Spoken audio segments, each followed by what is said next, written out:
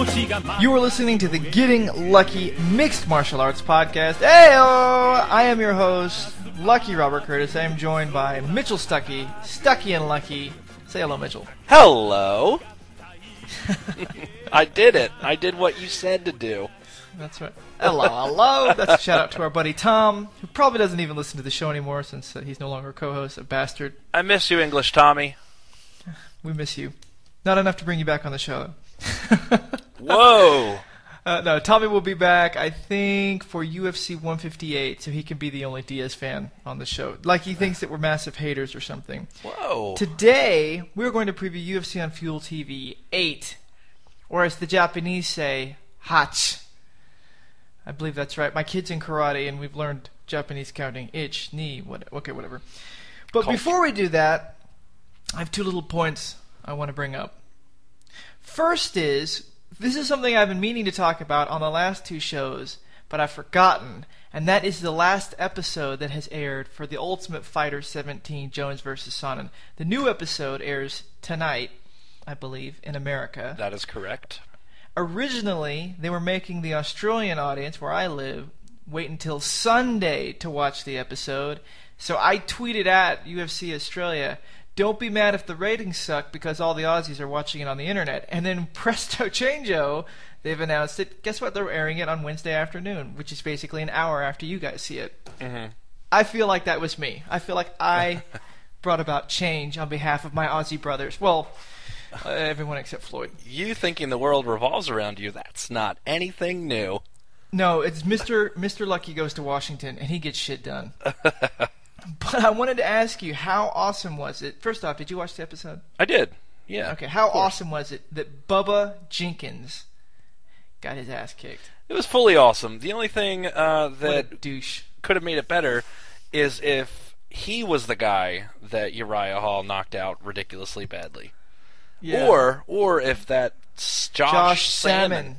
God, I hope he gets destroyed. I hope he's the guy that has the nervous breakdown before a fight. I hope that's the guy. Josh Salmon, I see him as being like, you know that skit with Will Ferrell when he's in the club and he's dressed in that really bad Don Johnson suit and they're just dancing and bouncing the girl in between them? Yes. That at the Roxbury? I see Josh Salmon as being one of those types of guys. Maybe with a gold chain, too. I absolutely see him being like that. Who is he fighting tonight? He's fighting the Russian dude, right? No, he's Swedish. Tor! Now he's been underrated on the show. He's flying under the radar for sure. I hope he comes out and knocks Sam. Well, I don't know. The guys in the house are talking like Salmon is legit. From his one fight, Salmon's like, I've got a slightly hurt tricep, and my left pec goes numb every time I make orange juice, and my kneecap feels like it's made of plastic. I don't know if I'm ready to fight. Yeah, but then when he gets in the fight, he's fucking double fist punching and going, ha, ha, ha, ha, every time he hits somebody. You ready for this? God, I hate that guy. Anyway, I've got a new nickname for Bubba Jenkins. And that is? Subba Jenkins. I like it. I like where Bubba you went Subba with that. Jenkins. I hate that guy. Also, unfortunately, I have some bad news. Oh, no. I love our intro song and our outro song. I love our little theme song. That was given us to our good friend, Friedrich. But YouTube keeps flagging us for copyright violation just randomly on some of our videos. And that's got to be why. Because it's not like Mitchell has copyrighted his voice and won't let me use it for the show. No, of course not. It is lovely. So it's got to be that little snippet from a 1974 Japanese anime cartoon, which was never shown in the United States. That's got to be why. So we have to change our theme song. They're not giving you a reason as to why they're flagging it? They're just saying there's copyright violation. They won't even... They flagged the Kim Winslow yodel, which I myself sang over a karaoke track. Wow. Copyright violation. I'm just wondering God, if... Really? Does Dana White... Is UFC... I don't know. I'm going to assume it is that song as well. So, well, I'm interested to see what we're going to use. I think we have to change our intro music. And I know that we've got lots of people that listen to our show that are good at music. One of them being Adam Brubaker. He's got some stuff. I've asked him if I could use some of his stuff. What I'd like to do is if anyone wants to make an intro for our show, do it and post it on MMAshare.com. I'll take what Mitchell and I think are the best ones, and then we'll just vote and let you guys decide what will be our intro. That sounds great. I've got one from Adam, and I'm looking for maybe 2 or 3 more really good ones. Don't give me like a slow country song. These have to be exciting, uplifting, high energy, because that's what me and Mitchell are. High energy, right. Yeah. They basically just have to make blood flow through through myself. Okay, through yourself. Allow myself to introduce myself. The other thing is I don't want death metal. I know that's sort of been associated with MMA. Let the bodies hit the floor. That's not my style. Let's stay away from the death metal. Yeah, we don't. But other than that, send me what you got. All right, on to the show. UFC on Fuel TV 8 in beautiful Nippon, which is Japan. Japan. So I will say to you, Staki-san, konbanwa. Konnichiwa. I just said to you, good evening, and you said good day. That's right, Whatever. because we're flip-flopped. That's a good point. Actually, you should say good evening, and I should say good day. I did learn some other Japanese. When I was in grad school, I played a lot of soccer, and I became good friends with a bunch of Africans, a bunch of Japanese, and a bunch of Koreans. They each had their own little team, and they would play like a little Olympic-style tournament. And I played for the Africans, because I'm down. But I did drink a lot with the Japanese. And they taught me to say pickup lines for girls, Japanese girls. And here's the only one I remember. Anata wa totomo kawaii, which I believe means suck me beautiful. No, it doesn't mean that. It actually means you are beautiful. Unless, of course, the guy was messing with me. And if a Japanese listener listens and that's not what it means, please let me know. Because I've been saying that to my wife for 10 years. And she's Vietnamese. Right. Well, and I'll just say the oral pleasures in the Curtis household are nil. So I know it doesn't mean that. There are only 2 cards, 2 groups of fights, the Facebook prelims and the Fuel TV fights. Surprise, surprise, there is not a single fighter on the Facebook prelims coming off of a loss. Every single dude is coming in with some momentum, and some guys are coming in off of one guy is coming in off of a 7-fight win streak. You only find a couple of dudes coming off of a 1-fight loss. There's 3 of them in the main card, and both of them in the headline. I think Let's get to it. This card showcases some guys with some terrible records. So it's going to be fun to talk about that. But I think what's interesting is almost half of the card is on Facebook. That's crazy. Yeah, and we do have the Wikipedia rule coming up, the 3rd fight. The other thing is I'm kind of thinking now, this is a Japanese UFC event, and based off of the ethnicity and nationality of these fighters, I think they should just have moved this entire event to Korea. You think so? Well, I guess America's like, a third of the fighters are Korean. Yeah, no, I agree. It's just they're thinking they can get into Japan and just throw anybody up on the screen, and America's going to go, well, that guy does look like who cooks my sesame chicken, so I believe it. Sesame chicken is Chinese. It's Americanized Chinese food. Yes, I know. Yeah, well, they're all yellow people. Oh man. Oh no. My kids are half Vietnamese, so they're bananas. They're yellow on the outside, white on the inside. That's my wife's joke. Oh, terrible. Let's do this. Yeah, let's just get into it. I think I've alienated enough of the audience as it is. Listen to our last podcast if you didn't get the feminist comments. All right. First fight, welterweight. I'm going to try really hard on these names. Marcelo Guimarães versus Yun Gui Lim. Marcelo is 8-0 with a draw. He's coming off of a 7-fight win streak. Yun Gui Lim. He's 10-3-1 off a 5-fight win streak. He's making his promotional debut. Are you even trying for that name? Do you like Guimarães or do you like Yun Gui Lim? Just Americanize the shit out of that. Why are you? Hyun Gayu Lim. There you go. I want it to sound like a Street Fighter character. I don't want it to sound like you're like swallowing medicine and it tastes gross and you're making noise. Well, listen. Marcelo Guimarães, Hyun Gayu Lim, fight. So I think that sounds Street Fighter-ish to me. There you go. I like that. Fight. If you've heard of these two fighters at any point in your life, congratulations. If you haven't, you're a normal person. But what I do have to say is, now, you're better with the names, but I'm going to go with Marcelo. That's what I'm calling him. This guy is the Jungle Fight middleweight champion, and he decided to come to the UFC, so that's how you know he's the real deal. But he is coming off a 7-fight win streak into the UFC with a shit ton of decisions. Not he also, exciting. in his first UFC event back in July, he earned a split decision versus legendary Dan Stitkin. A UFC fighter without a wiki. That's how good the loser, Dan Stitkin, was. Just gonna guess Dan Stitkin is now cashing his checks at Walmart. I think what's also interesting about this card before we go any further is if you look, almost every fighter's last fight, if it was in the UFC, almost, not all of them, was on a Fuel TV event. I think that's interesting. Yeah, they definitely have their B roster. And this is it. And to take it another step further, then they've got their sort of B international rosters. Like some of these Japanese fighters and Asian fighters have fought the last year, maybe year and a half, only in Asia. They just don't even bring them over anymore. Mm-hmm.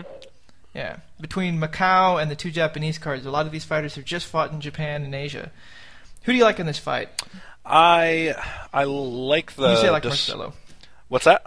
You said you like Marcelo, I forgot. I like Marcelo. I like the decision fighter Marcelo. It's hard to go against a decision fighter, but Lim looks like a knockout artist, so I'm hoping for him. I always hope for the exciting fighter over the decision fighter, but I'm going to go with Marcelo. As I said, I did have Korean friends in grad school, and they taught me Korean. And I'll tell you this, and this may influence your decision on the fight. Hoin Gui Lim in Korean means hot panther piss. That's my guy. Hot panther piss. Are we just going to show off your cultured languages all day, or are we going to talk MMA? What's happening here? I think we're going to show off my cultural language. Hot panther piss. Drink it up, Marcelo. Next fight, bantamweight. This guy is honorary Asian. Bruce Leroy, Alex Caceres. He fought in Macau. He's fighting here versus Going Ho Kang. Why does your voice go to that? That's my Korean accent. Like you have a really stuffed nose and a cold, and you just learned how to talk all at the same time. Going Ho Kang. Like, listen. If I have certain languages require a certain accent. Like, for instance, if I speak Portuguese, like Brazilians do, I'm going to try to make it super nasally. Whoa. That to me sounds Portuguese. That sounds Brazilian. And for Koreans, Kung Ho King. They also, as I've heard, speak much quicker than that. But I like it. I like how you slowed it down. Not the Koreans I hang out with. They're Alzheimer's patients. Okay. Caceres, 8-5, 2-fight win streak. Kang, 11-6, 3-fight win streak. He is also a newcomer to UFC. Caceres is one of the fighters I was talking about with a terrifyingly bad record. Comes into the UFC, drops 2, wins 1, drops a bullshit loss to Edwin Figueroa because of the first time I've ever seen a referee take 2 points away at one time. That just screwed him over to Figueroa. And Figueroa, if you listened to our show last time, I hoped that he would have lost by nut kick, but he didn't. Anyway. Love to have you on. Big fans. Yeah, big fan, Figueroa. And then he won 2 against, again, 2 people who you'd have to be a hardcore fan to know. I don't think Caceres has a shot in this fight, even though he's going up against another fighter with a bad record. But this fighter is a submission specialist in Kang. I'm going to go with Caceres. That's fine. You go with Caceres. Yeah, we're splitting the card so far. You're going with Marcelo. I'm going with Lim. You're going with Kang. I'm going with Caceres. This is rare that we disagree like this. I like it. I think we're going to keep this going. Lightweight, another Marcelo Cristiano, 13-4 on a 1-fight win streak. This is the Brazilian Jiu-Jitsu master that flamed out on Tough versus Kazuki Tokotomo. See, that's my Japanese accent. Okay, I liked it. Yes, I actually know quite a few Japanese people, and that's how they talk. My good buddy Hiro Ito, that's how he would talk. He's 11-3, 2-fight win streak. Another Asian newcomer to the UFC. Are you Asian? Come fight on Fuel TV. Can you just say his name one more time for me?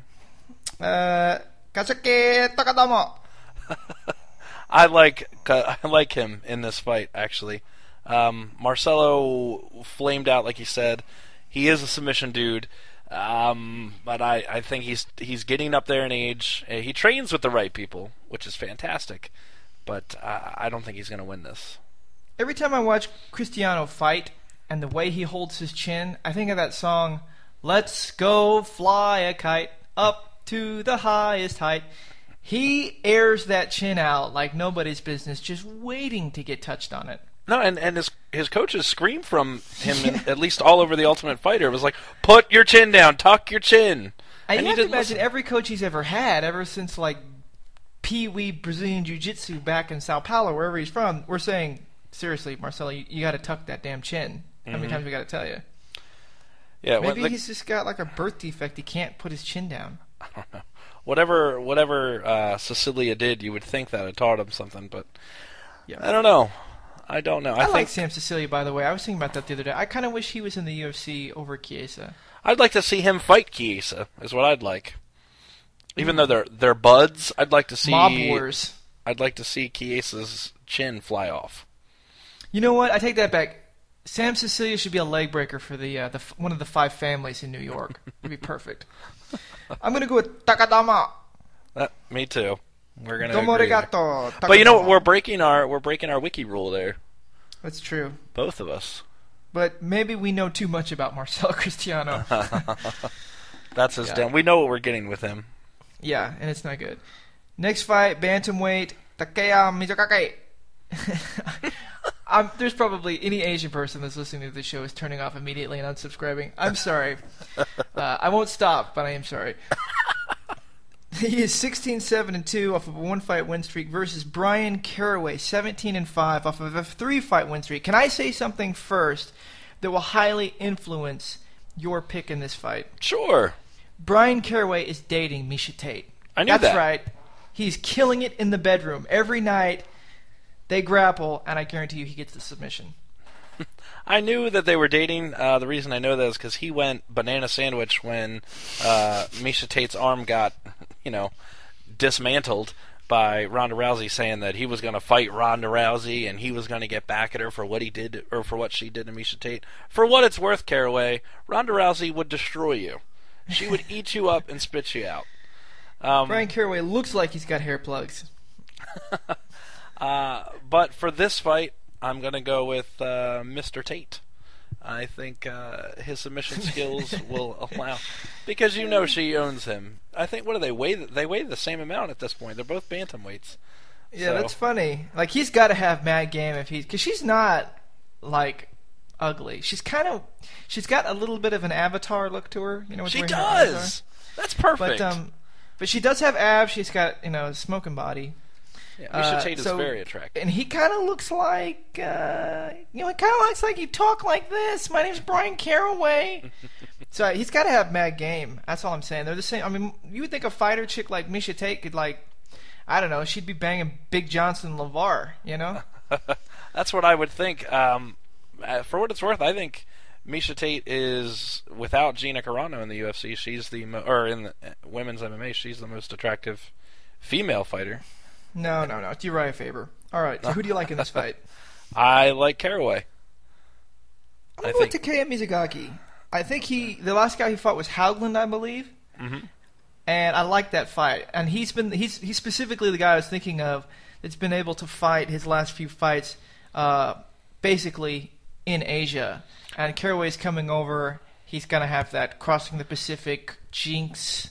I'm going with let me see if I can Mizugaki. Let me see if I can influence you here. Really fun. Since he's been in the WEC, he transferred from the WEC to the UFC. So since he was in the WEC all the way up to the UFC, his record has gone lose win, lose win, lose win, lose win, lose win, and now he fights Brian Caraway. No, he breaks the streak. You think and so? It's the battle for Miesha Tate. Whoever wins gets her. Wow. This is old school. This is what the Vikings used to do. I will say his losses, though, have come against game opponents, and his wins have come against... No. Guys like Brian Caraway. Hi, it's Brian Caraway. Yeah, Brian Caraway doesn't sit in the same class as Uriah Faber and Miguel Torres, so you could be right. We'll see. Middleweight fight, last fight of the Facebook prelims. Riki Fukuda. I love that name. You ever been to Disneyland, Disney World? Disney World, yeah. All right, so you know the Magic Tiki Room? No, I guess I haven't been recently enough. With the singing, oh, it's been there since the 50s. It's with the singing birds, you know, the Magic Tiki Room, whatever. That's what I think of when I think of Riki Fukuda. Magic Riki Fukuda Room. 19-6, 1-fight win streak versus Brad Tavares. 9-1, 2-fight win streak. Brad Tavares looks to me like Anthony Pettis, his roided brother. I can agree He's huge, with that. But they have the exact same baby face with the little soul, you know, the little patch of soul facial hair. And I know I brought this up before about Anthony Pettis is the weird lips. Mr. Tavares does not possess those weird lips, but they do look very similar. Who do you like for this fight, Mr. Gigantic Pettis or Ricky, the Tiki Room? I'm gonna call him Riki. Is that okay? Yeah, okay. I liked Fukuda in his last fight, and I was really impressed because he out-wrestled the shit out of Tom DeBlas. Tom DeBlas is another one of those UFC fighters that doesn't have a Wikipedia page. So that kind of made me feel like maybe Riki looked good against a nobody. And I kind of have a good feel about Tavares. You know, I'm going to go with Riki just because it's in Japan. I'm going to go with Riki as well. And it's because Tavares is a decent fighter. I mean, he is one of those guys who apparently got a nice record. Apparently he's only going on Fuel TV anymore with the UFC. This will be his third in a row on Fuel TV, but his lone loss is by decision, and that's to a wrestler in Aaron Simpson. And I know Fukuda's game on the ground, so I like Fukuda for this. Fukuda's got like the ideal wrestling body. He's got that really long torso with just muscles from his hips all the way to his shoulders. Yep. The Fuel TV main card starts off with welterweights Dong Young Kim. 16-2-1 with one no contest, coming off of an amazing victory, I believe, over Paulo Thiago. Yeah, they both they share the same. This fight, each fighter shares the same last opponent. They both beat Paulo Thiago in very different ways. Very different ways. And Afghan CR Baharadorzada. Oh Lord! Now, where's your Afghani accent? You're doing all these other ones. I will be killed if I try to do. The Asians are much more of a nicer folk than Afghanistan is right now. CR the Great, as he's known on Twitter, 21-4-1 on a 7-fight win streak. Are you a Twitter follower of his? I think I was, and then I defriended him. Wow. He doesn't tweet very much. He is hysterical when he does tweet, though. I think he's great. Is it kind of is it accidental funny like Borat? No, he's funny. I must win fight or I will be execute. No, he is funny when he tweets. I like him. All right. Yeah. But for this fight, I'm going with him. Not only because he's funny, he's got more fights. He's got more wins, obviously, and he is not a boring fighter like DHK is, and like Yushin Okami is, who we will talk about later. Sure, Dong-Han Kim is on, a 7-fight win streak at this point, and he's rolling. Or, I'm sorry, Sire the Great's on a 7-fight win streak. Yes. I think he's going to be able to neutralize the boring game of DHK and take him out. Don't put Kim and Yushin Okami in the same group because they're both grapplers, but they grapple very differently. Kim dominated Thiago actively. What he did to Thiago was as impressive, I think, as any fight I've seen. He literally just was body to body to him and controlled him and leached out Thiago's energy through the entire fight. It was very, very impressive from a wrestling standpoint. I like Dong Young Kim. I didn't like him at first. I agree with you, Sayar the Great. CR. the Afghan guy. I think he's extremely exciting. He's a puncher. He's got power. But we know how this happens. Guys that want to punch and strike, and when they go up against elite-level wrestlers, just hold their hands up in frustration after each round because they've been totally held That's down. why I think that's why I know, I guess, in my head that Sire the Great will lose. But for Kim, I can't forget, like, I can't unsee what he did to Nate Diaz. That bothers me so much. That, to me, was a fight where Kim just didn't want to exchange at all. Didn't want to do anything but grapple. And so that's why I put him and Yushin Okami in the same mix there. We'll get to Yushin Okami. I'm going to flame him about as hard as I've flamed any fighter on our show. Well, I can't understand who he's fighting. You hate his opponent, so... Well, obviously there is some bias there. But based off of the last fight he had, Yushin Okami's last fight. Oh, yeah. I'm going to go with Kim by unanimous decision. Yeah, and that's going to be the quote-unquote easy pick, but it's also the right one. Yeah, I think it is not only is the easy pick, I think it will end up being the right one, but I still am going to go with Sire just because that's what I really want to see. You're thinking with your balls, not your head. Well, that's a good way to think. Sometimes got me it through works. college. Next fight, lightweight. My favorite name on the card, Ronnie Yaya. This is a lightweight bout? I think it's a featherweight bout. Hold on, that's what I had written down. Well, you're wrong. It's a featherweight bout. It is a featherweight bout. Let me change that L to an F. There we go. Featherweight bout, Ronnie Yaya, 17-7 one-fight win streak versus Mizuto Hirata. He's coming off of a loss. Surprise, surprise. He's also making his debut in the UFC. Who comes into the UFC off of a loss? He's 14-5-1. I guess they needed featherweight fighters, and his last loss was to Pat Healy by decision. Surprise, surprise. So, And he also fulfilled the sole requirement of being Asian. That's correct, and that's what gets you on this card.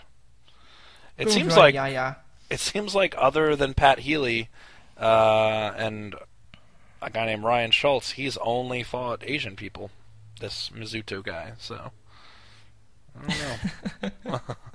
I don't know. I don't know for what that's worth. That's the kind of stuff I'm bringing. Thanks for that. That's great insight. Well, now he's fighting a Brazilian in Ronnie Yaya, who is coming off a victory over Josh He's only fought outside of Japan once, and that's when he fought Pat Healy. Yeah, Mizuto has. Right. I'm just saying his opponents is what I was referring to. But you got a guy here in Ronnie Yaya who loses when he gets big name guys. He did beat Eddie Wineland. I'll give you that. And he did beat Mike Brown. His last win, though, is coming off of Grisby, and that's not much to brag about. But I think he'll win this fight easily, actually. I kind of want Ronnie Yaya to be one of those, like, I don't know, characters in a cartoon strip. Whenever they talk to him, it's like sort of like his thing, like, "Hey, Ronnie, you want to go get some ice cream?" Yeah. His name, my name's Tommy two times. I kind of want him to be like, yeah, like that's just what he says, and that's his nickname. Yeah. I don't know. No, well, I do think his name does sound like a cartoon character. Maybe he is the real life Yeah from The Sandlot. Wow, that is an obscure reference. The only thing I remember about The Sandlot is they kept using the word pickle. We got ourselves in the biggest pickle. Yeah. I know a guy named Ronnie, and he's Lebanese. Ronnie Yaya is Brazilian. So apparently Ronnie, R-A-N-I, popular name in Brazil and Lebanon. And America. Really? Ronnie. Yeah, not R-A-N-I, just Ronnie. Oh, that's what I was saying. Ronnie is completely different than Ronnie. Yeah. Whatever. Let's move on. Middleweight fight. You didn't even pick. Oh, I'm with Yaya. Yeah. Yeah, me too. Yeah, are you coming off of a loss into the UFC? Congratulations. Please. You just got a ticket to Loserville. Middleweight fight, Yushin Okami.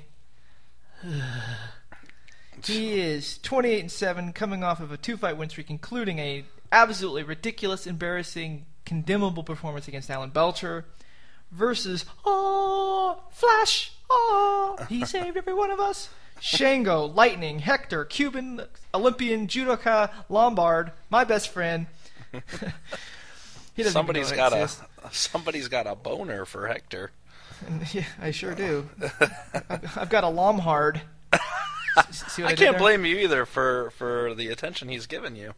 Well, I've talked to him 3 times. And the last time I talked to him, I'm like, hey, it's Rob. He goes, who's that? I'm like, oh, okay. That's awesome. He's 32-3-1 with a 1-0 contest, coming off of an absolute destruction off of the fucking Footmaster, Coquinho. Who do you like in this fight? Oh, here's what I would like to see happen. I would like to see Yushin Okami do what he did to Alan Belcher, to Hector Lombard, win, and then get immediately cut and banished from the UFC for the rest of the time. Because I'd like Dana White to make an example out of him and just say, here's what happens even if you win. So, if Yushin Okami was American, that might happen. But he's the best Japanese fighter, and they won't cut him. That's true. Well, you know what? The UFC plays games like that, and they'll keep people like him and the Fireball Kid, who we'll talk about in a little bit, around just because of ways that they can use them for marketing. And I think that's smart. It's a business decision. But I don't like it. Let me say something. Say it. First off, before I get into this fight, this Yushin Okami versus Hector Lombard should be the headline. I agree. I totally agree. You just Hector Lombard is completely disrespected in the divisional rankings. He's way better than where he's ranked. And this fight has more effect in the division than any of the proceeding fights after this. With Vanderlei fighting, they're just bringing him out for like the seniors PGA like farewell tour through Japan. It's just a nostalgic fight for the Japanese fans. Now, Yushin Okami, his fight against Alan Belcher was an accidental win. Because all Belcher was doing was going for stupid guillotines and giving up top position. And then Yushin Okami just laid on him. When I talked to Lombard, I said, as a judoka, when you see Yushin Okami fighting like that, is it embarrassing for you? And he said, I don't want to talk bad about other fighters. Which in translation is, yes. Okay, maybe I'm reading a bit into it. No, it's yes, but I can't answer that.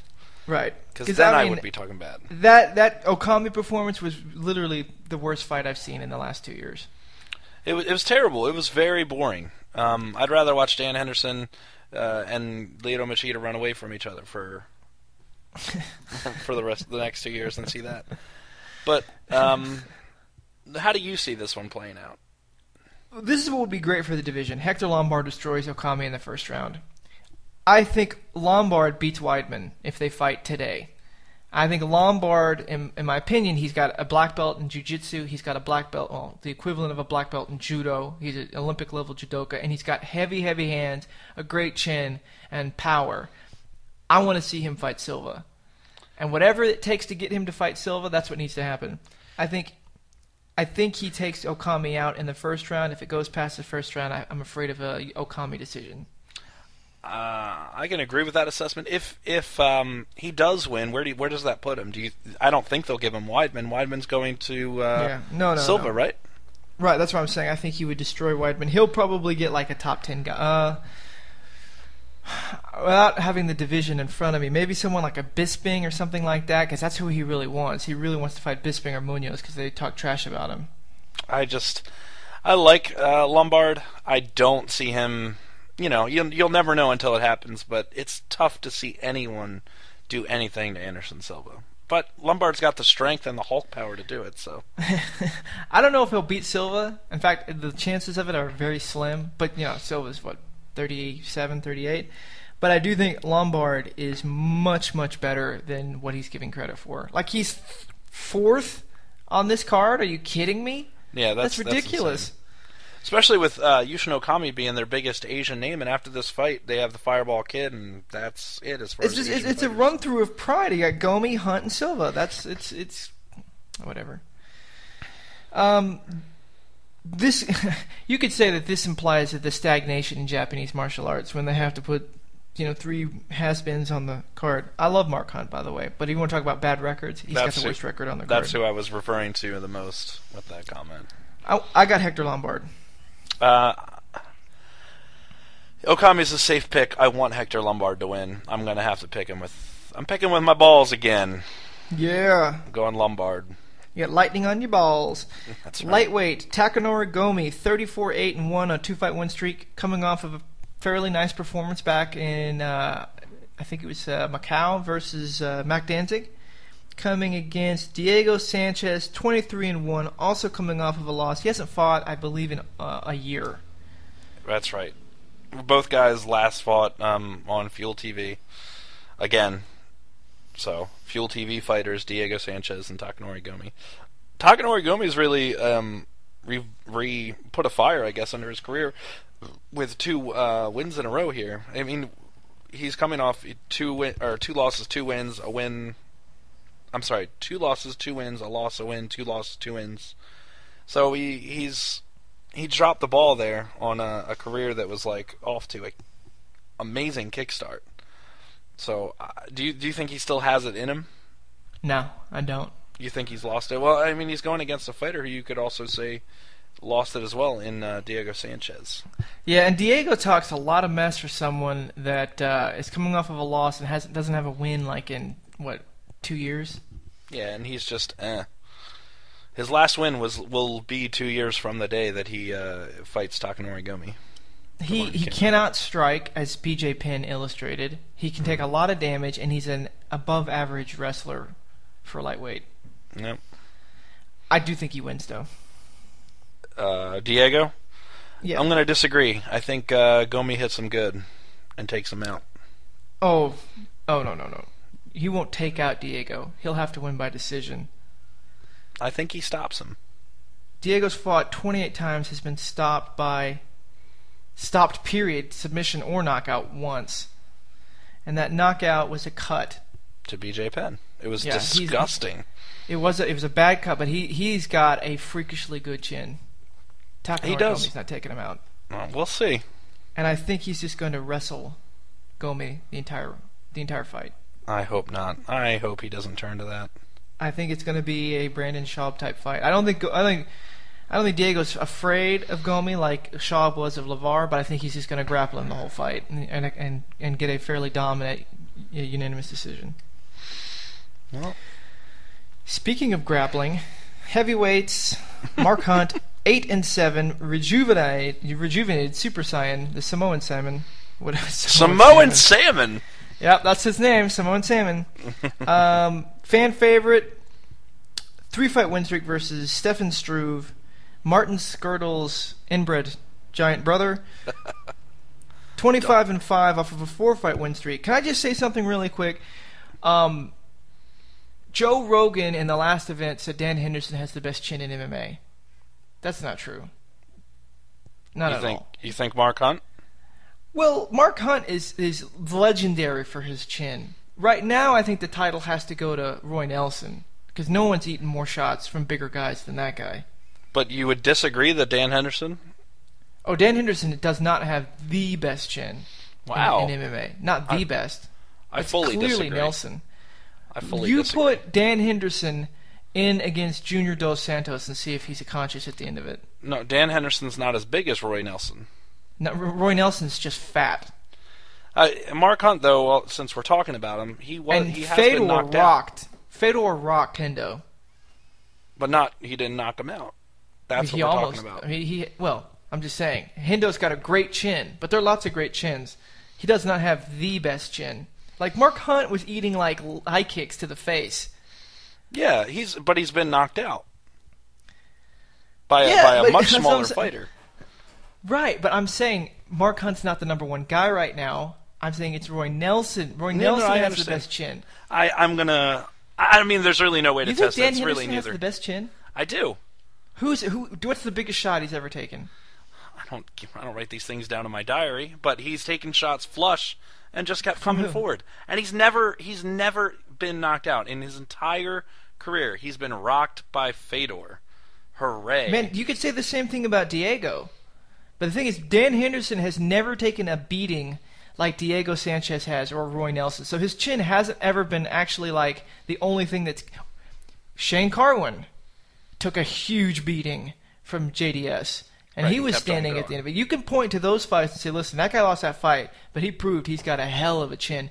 Dan Henderson as far as my memory goes, has never taken just an absolute beating and his chin got him to the end of the fight.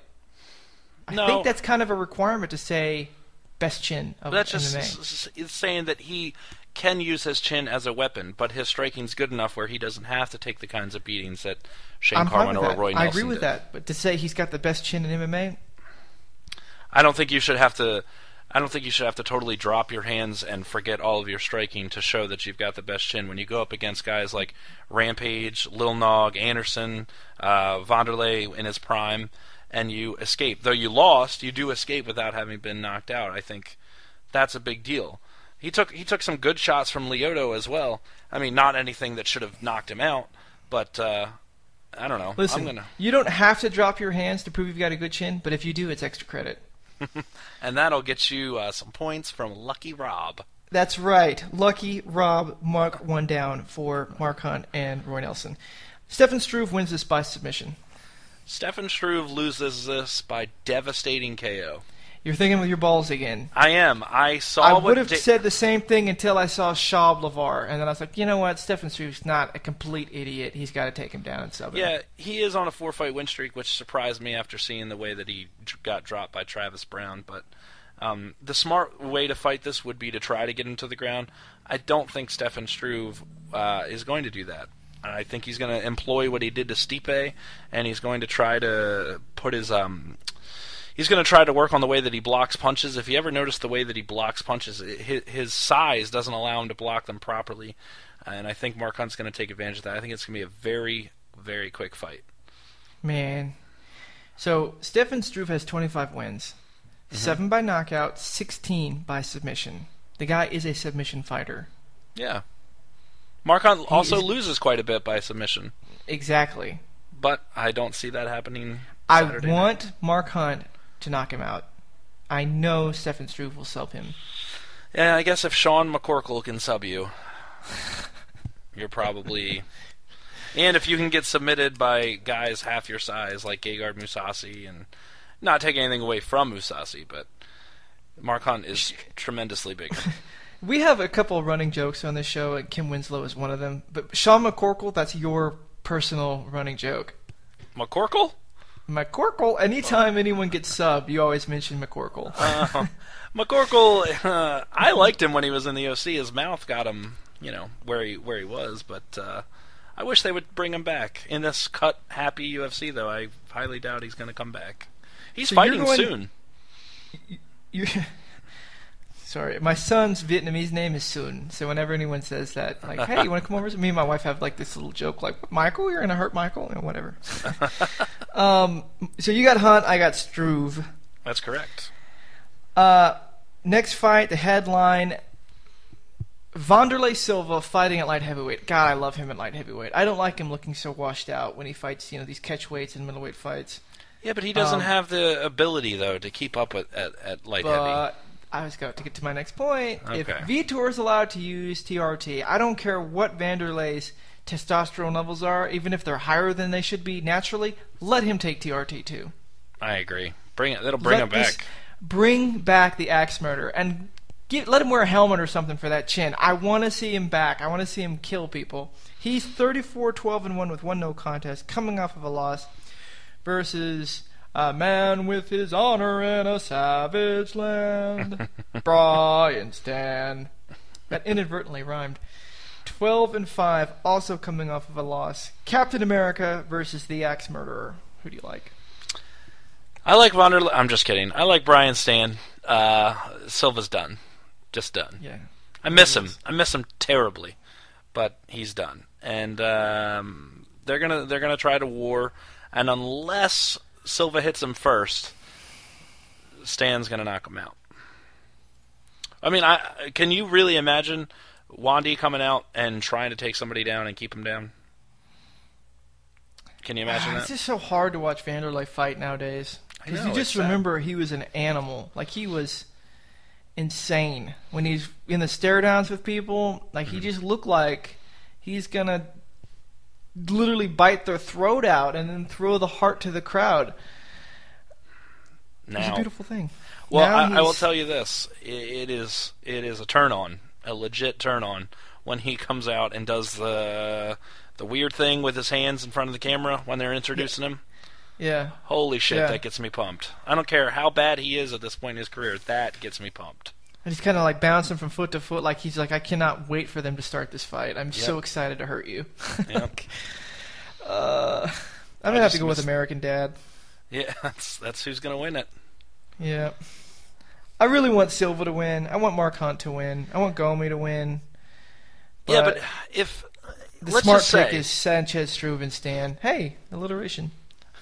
Let's just say, for whatever's sake, Silva wins. What does that really do for Silva? Gets him another fight. Right. Okay. Does he need to fight again? I don't know. No, but the guy wants to fight. I can't tell him he can't fight. No, and neither can Dana, but what is it really going to do for him to continue to fight? I'll tell you, when his time as a fighter closes, God, that's going to be a closing of a chapter in MMA history. That's going to be a sad one. And we could see that with this card. I mean, honestly, it's set up perfectly. He's fighting in Japan, where he's probably the most famous fighter. I would agree. And if he comes out with a victory, maybe he'll be enticed. But if he comes out with a loss, I mean, maybe he hangs it up in the post-fight. And that could happen. I think win or lose, I wouldn't be surprised if he did.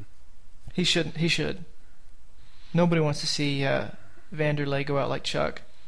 No, and that's what's really going on in front of us anyway, and that's what's rough.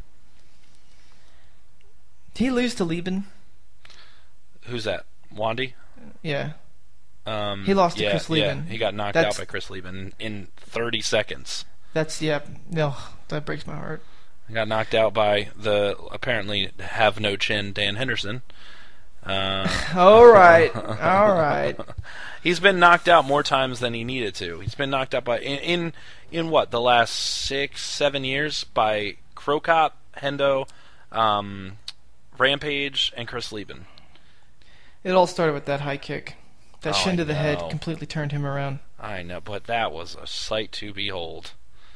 That was good. But seriously, this is what Silva should never have fought Krokop. Krokop's a 245er. On his heaviest day, Silva's a light heavyweight. Heaviest. That fight should never have happened. But that was pride. Those were the days when men were men and boys were in the UFC. All right. And now they just wear pride shirts. Like, have you noticed that on Tough? Chael wears a pride shirt everywhere he goes.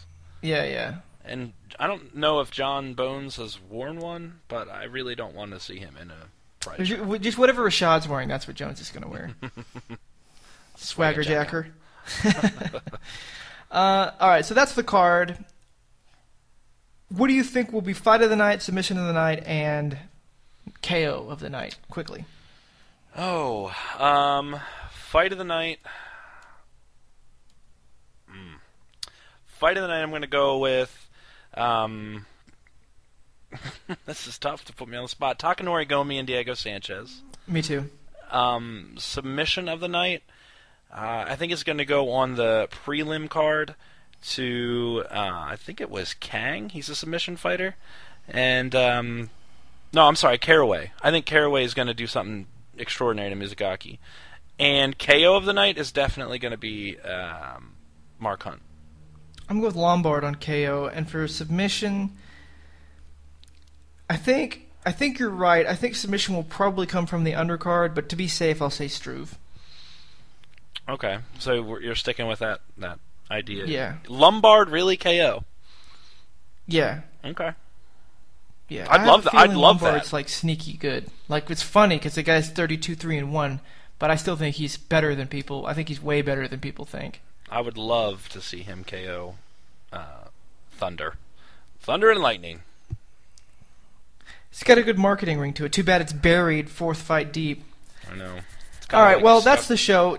Tough comes on later tonight.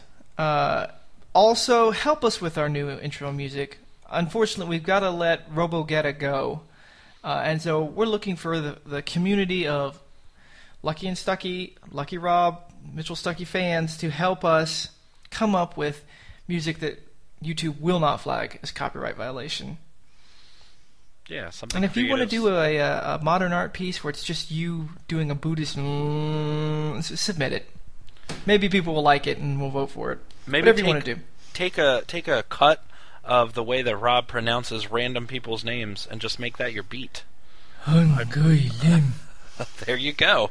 Just cut that 100,000 times. Make that your beat. Gung Ho King. All right, that is the show. We will see you next week for the recap. And after that, we've got 2 episodes of our Cage Chat. If you have any ideas you want us to talk about on those, send them in. On behalf of Mitchell and our long-lost buddy English Tom, I bid you adieu.